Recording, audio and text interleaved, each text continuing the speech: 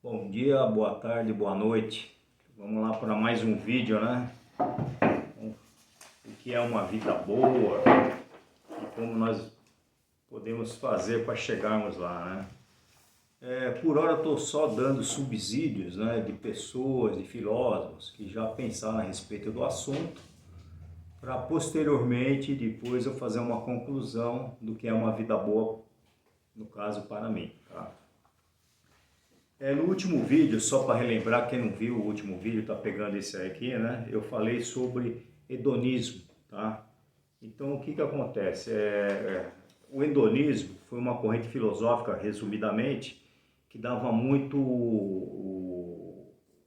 ênfase para o prazer sensorial. Então, para eles, é uma vida boa, quanto mais prazer sensorial, né, melhor. Isso aí levava a exageros, né? Muita bebida, muita orgia, muita comilança, né? Então era basicamente isso o que pregava o hedonismo, né?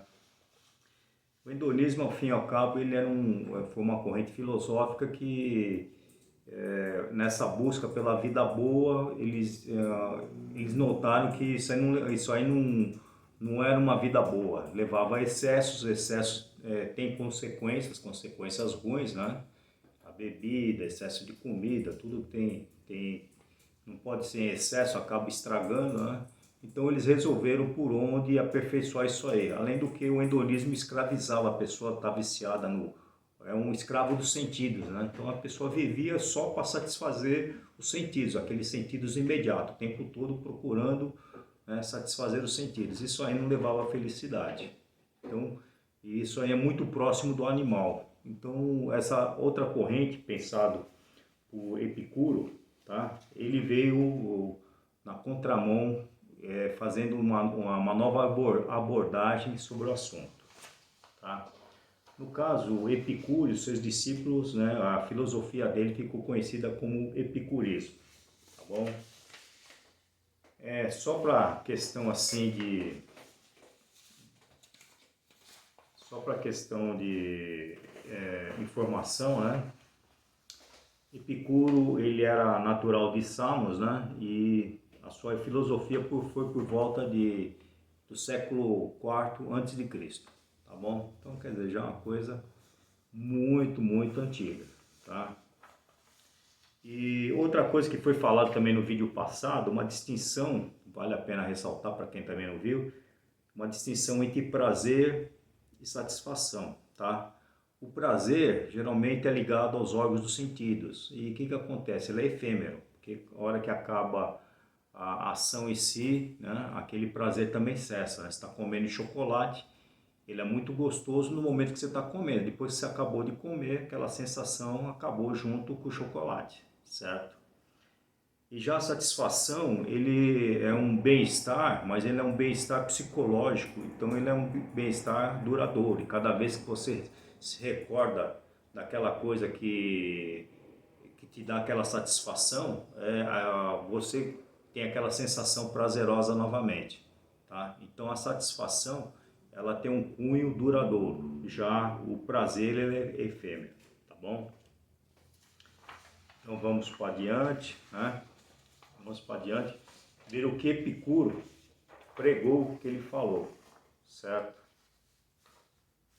Então vamos lá. No caso, o Epicuro, ele foi dividido assim, quatro remédios, né, que chama quatro coisas que que a pessoa precisa ter para ter felicidade. Né? Se não tiver essas quatro coisas juntas, alguma coisa está faltando e a pessoa não consegue atingir a felicidade. Tá? E também, vamos ver aqui na minha colinha, o Epicuro, ele pregava duas coisas, né? Para você atingir a felicidade, você tinha que procurar ter a aponia. O que é a aponia? A aponia é a liberação de todos os medos. Você não podia ter medo. Então a aponia é a busca pela liberação do medo, né? Da ausência de sofrimento corporal também. Então, se você não tem medo, não tem sofrimento corporal, é meio caminho andado para a felicidade, tá? Outra coisa que também era buscado era a ataraxia, né? Um nome complicado para dizer o quê? A ataraxia é a tranquilidade da alma, o cara tá numa boa ali, tá numa nice, como se diz na gíria aí, né?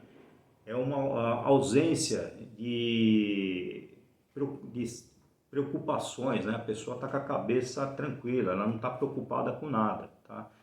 Então, o que acontece? A combinação tanto da aponia, que é a liberação do medo, do sofrimento, da dor, quanto com a ataraxia, tá? Se você combina esses dois elementos, tá? Esse aí é um caminho para a felicidade da sua forma mais elevada, tá?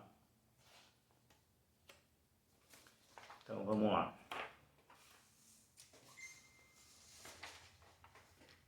Então, vamos aqui esclarecer quais são os 4 remédios, né, na busca para a felicidade, tá?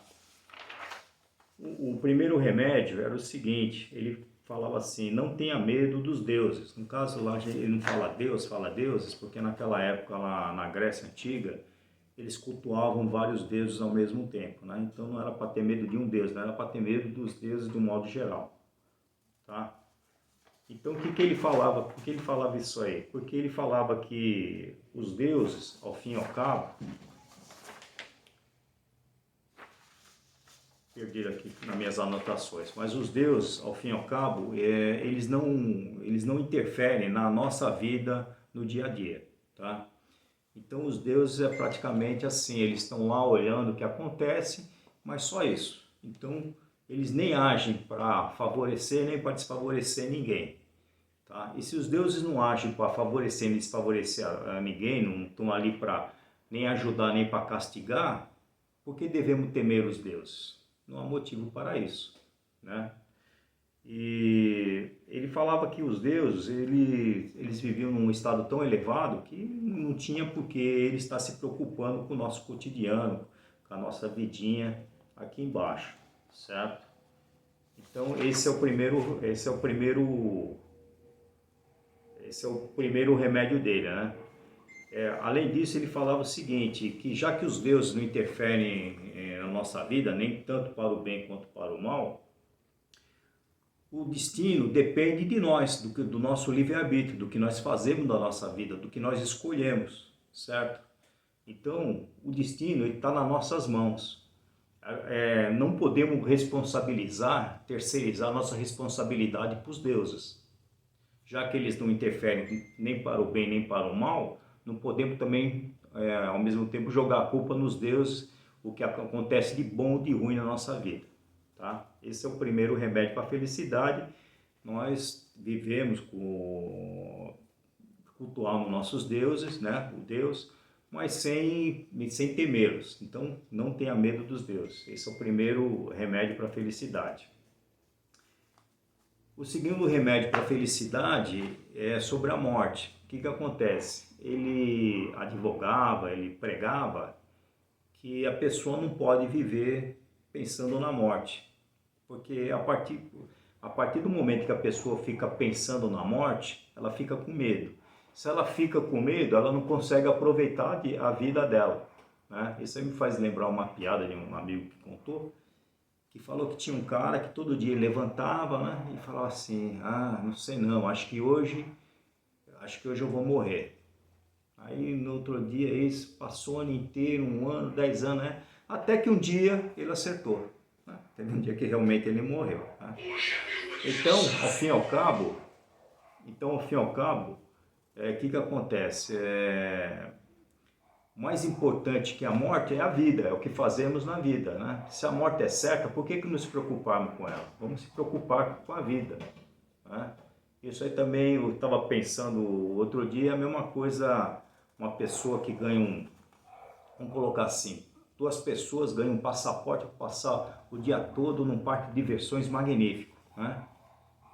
Aí o primeiro sai logo correndo e vai em todos os brinquedos, não tem fila porque está fechado só para aquele grupo restrito, aproveita todos os brinquedos. Só que chega 8 horas da noite, o parque fecha e tem que sair. Já o outro cara que ganhou o passaporte, ele começa a pensar, pô, mas isso aqui é muito legal, muito prazeroso, mas, pô, mas vai chegar uma certa hora que eu vou ter que ir embora, meu. Eu não vou poder mais ir nesse brinquedo, não vou poder fazer mais isso aqui. E ele passa o tempo todo, de vez em aproveitar os brinquedos, ele passa o tempo todo ali só pensando, puta, mas daqui a pouco ó, já passou, daqui a pouco vai passar mais um pouco, daqui a pouco já é 8 horas, vai fechar o parque, tal. Então é mais ou menos o que acontece com a vida. Então, em vez de se preocupar com o final da vida, com a finitude, vamos se preocupar em viver a vida e viver bem. A hora que a morte chegar, chegou e não há o que fazer, né? Então a frase dele, né? A morte não é nada, não devemos viver temendo a morte. E ele falava também, ele falou alguma coisa desse tipo assim, quando nós estamos vivos, a morte não está, né? E eu nada sinto. Quando a morte está, eu já não estou. E se eu já não estou, quer dizer, eu já não estou vivo, eu já não estou, eu também nada sinto, também não sofro. Então, né? Não tem por que temer a morte. Tá? Esse é o segundo remédio para a felicidade. Tá? O terceiro remédio para a felicidade, ele fala sobre a dor, tá? Sobre o sofrimento, a dor. Né? E ele falava o seguinte, a dor só tem duas formas de dor. Aquela dor que é passageira, tá? E a dor que é crônica. Tá? A dor passageira, ao fim e ao cabo, se ela é passageira, pô, fica tranquilo, fica sossegado, porque mais cedo ou mais tarde essa dor vai passar e tudo vai continuar, né? Eu vou continuar fazendo as minhas coisas, vai botar tudo sempre numa boa, tá? A partir do momento que também, se a dor não for passageira, for uma dor crônica, também não há problema, porque é uma dor crônica, mas eu me acostumo com ela, né? Já que ela é crônica, eu acabo me habituando a ela. E a hora que eu me habituo a ela, eu consigo ter prazer nas coisas que eu consigo fazer, nas coisas que eu lembro, né? Nas coisas boas. Então, ao fim e ao cabo, a dor não pode ser um empecilho para se ter uma vida boa, tá?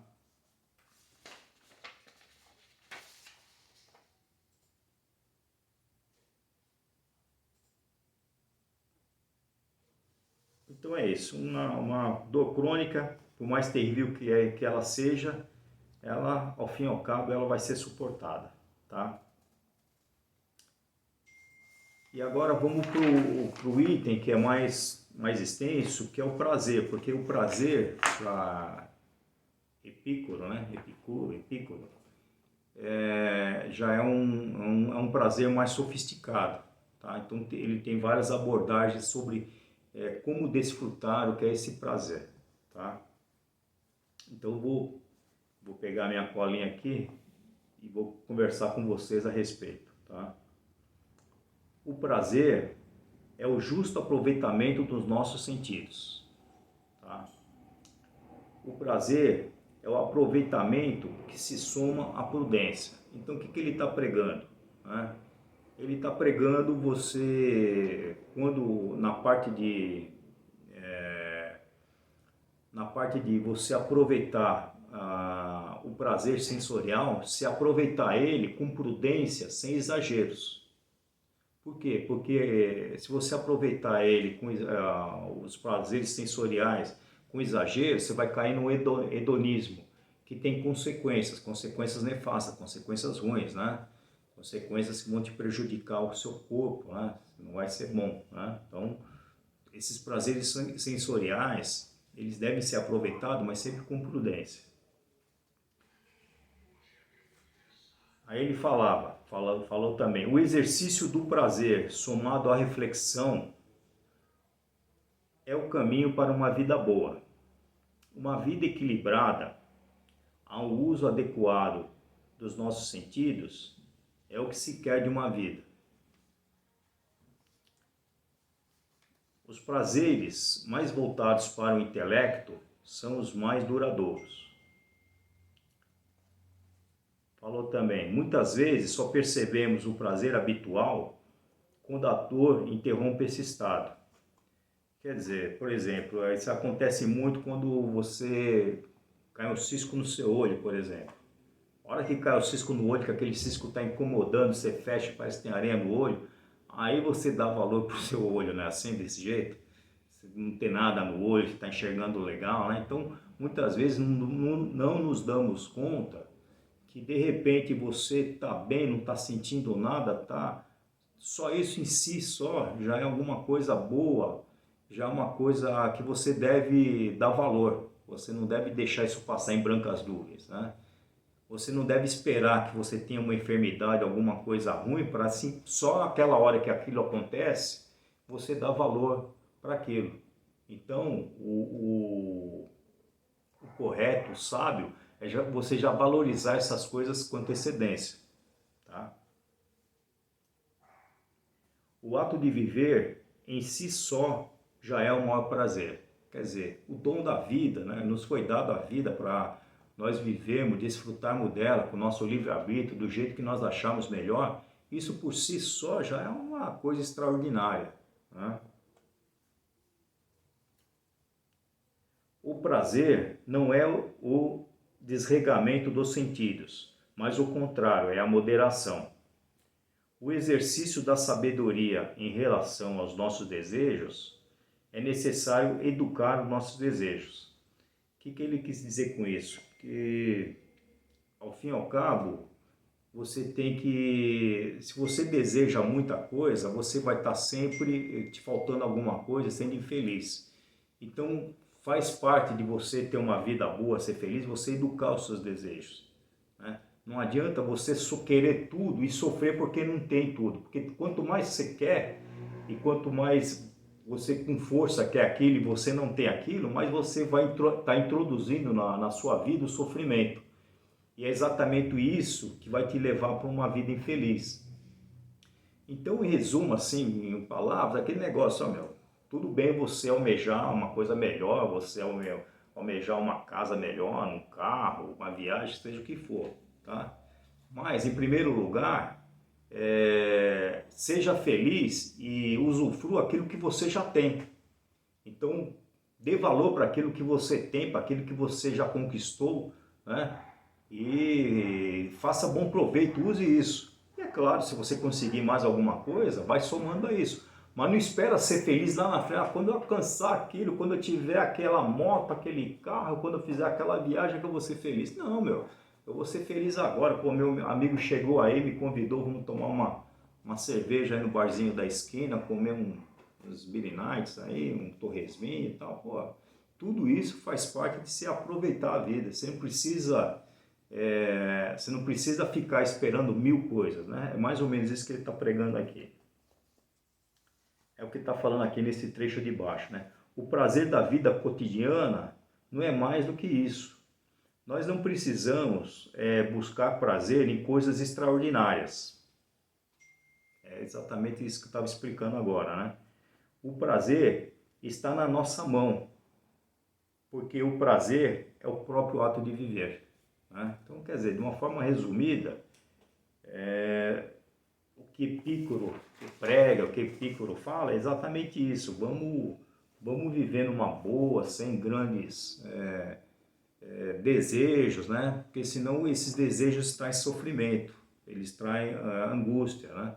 Então aquilo que já tinha falado logo no começo ali, que para você ter uma felicidade boa, você tem que combinar a ausência de medo, de sofrimento e dor, e você ter uma tranquilidade, uma ausência de perturbação, né? De preocupações. Porque se você tiver muita preocupação, se você tiver dor, tiver sofrimento, tudo isso aí, meu, vai te levar exatamente no caminho contrário de uma vida feliz, certo?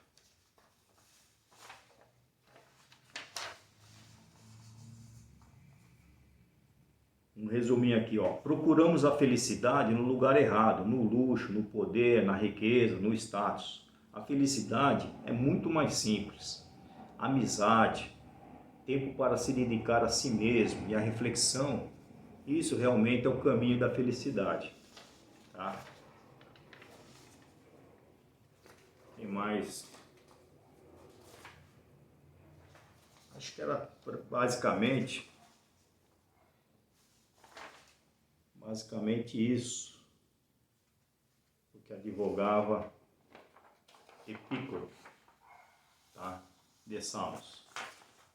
Então, já passamos por hedonismo, por epicurismo, né? No próximo vídeo, né, nós vamos entrar agora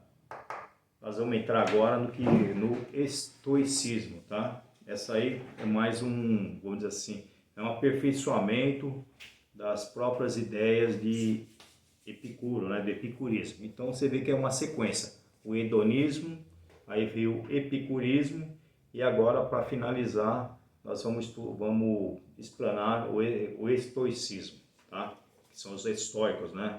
O estoicismo é quem pratica o estoicismo são os estoicos, tá?